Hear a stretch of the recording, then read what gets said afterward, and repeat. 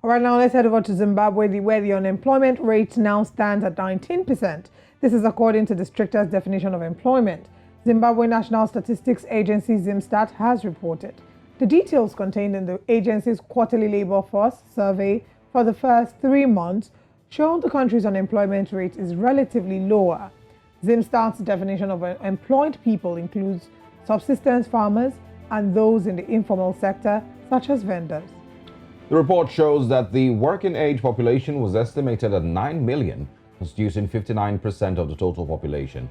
The total labor force obtained from the survey was 3.8 million, given a total labor force participation, which represents the number of persons in the labor force as a percentage of the working age population stood at a rate of 44%. Joining us from Harare to explain more about these latest developments is Tidings Matangira, the acting manager for labor statistics, ZIMSTAT. Thanks for joining us, Mr. Matangira. Thank you, sir. All right, so share with us, how did ZIMSTAT come to this figure of 19%, considering that there are some reports that claim that unemployment rate in Zimbabwe is way over 80%? Thank you. I might want to start by correcting the definition of employment, which you said, as ZIMSTAT, we include subsistence farmers as employed. No, that's not correct. We use the international definition of employment, which we got from ILO, the International Labour Organization. And this definition defines employed persons as those who work for pay, profit, for a family gain. So in that respect, subsistence farmers are not considered as employed in our quarterly labor force survey. All right. Then coming on to the issue of unemployment, the strict definition of unemployment. Let me take you through the criteria which we use when defining strict unemployment in our quarterly labor force survey. The first thing is that person has to be without work. They need to be without work. We have that question in our questionnaire to say, did you do some work during the last 7 days? Then if a person says, no, they don't have a job, then they meet our first criteria of that without work. Then the second criteria which we use when we're defining strict unemployment is whether our persons who are not having job, who are not in employment, did they actively seek work during the reference period. For our case, we use the last 30 days. To say during the last 30 days, did you take some steps to look for employment, whether it's self-employment, whether it's paid employment. That's the second criteria. And then the last criteria, we are looking at the availability of a person to start work if the opportunity comes. So using those 3 criteria, we shall realize that Zimbabwe and other developing countries, their job markets, they are not so much active. Their uptake of persons into employment, it's not all that I can say it has been declining for some years. So given that, you realize that all persons, or the majority of persons who are not in employment in Zimbabwe, they are no longer actively looking for work. Why? Because they've looked for work for some time and they failed to get any opportunities in the job market, and that they are tired of looking for work and that they have retired from looking for work. And therefore, we call them discouraged job seekers. They are not without work, but they are no longer actively looking for work.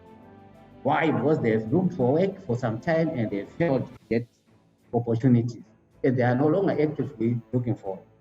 So in our strict definition of unemployment, persons who are considered under strict definition, they have to meet the 3 criteria which I've mentioned before. To say they are without work, they are actively looking for work, and they are available to start work. So in our context, the majority of our persons who are out of employment, they are no longer actively looking for work. Being the case, it then means many of our persons who are not in employment, they don't qualify to be considered under the strict definition of unemployment. But All right. nevertheless, we are saying these people, they still have unmet need of employment. They Thank still you. have expressed interest in employment. Thank you very much for sharing with us the sectors that what was taken into consideration when putting together the survey, and especially for correcting the definition of what employed persons means. Now let's talk about what this improved unemployment rate, what does it mean for Zimbabwe? Can you come again? What does the improved unemployment rate mean for Zimbabwe? The expanded unemployment rate. No, the improved. Now, I mean, we're seeing that it's looking that it's improved, right? From what people would have assumed was about 80%, now it's 19%. So what does this improved rate mean for Zimbabwe? Okay. It means during the period from March to the first 3 months of the year. Anyway, in our country, we much of our people they undertake agriculture. So the kickoff of the agriculture season, sometime late December, early January, then it means some of our persons they were then engaged in agricultural production. So it means for us it was more of an advantage that most of our persons were out of work. They then find something to do during that period, and then they were employed in the agricultural sector.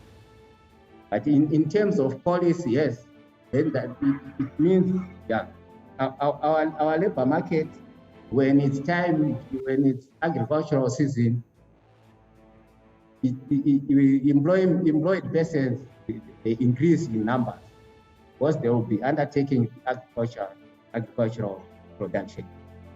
All right. Thank you very much. I think that's all the time that we have for that conversation. We would like to see that those numbers continue to improve, and there's a better understanding on what Zimbabwe currently is doing with regards on employment, and of course getting more people busy and earning. And of course that includes also those in agriculture. Thank you very much once again for joining us. We would love to speak with you again. Thank you so much. I welcome, and I will be available to have this discussion.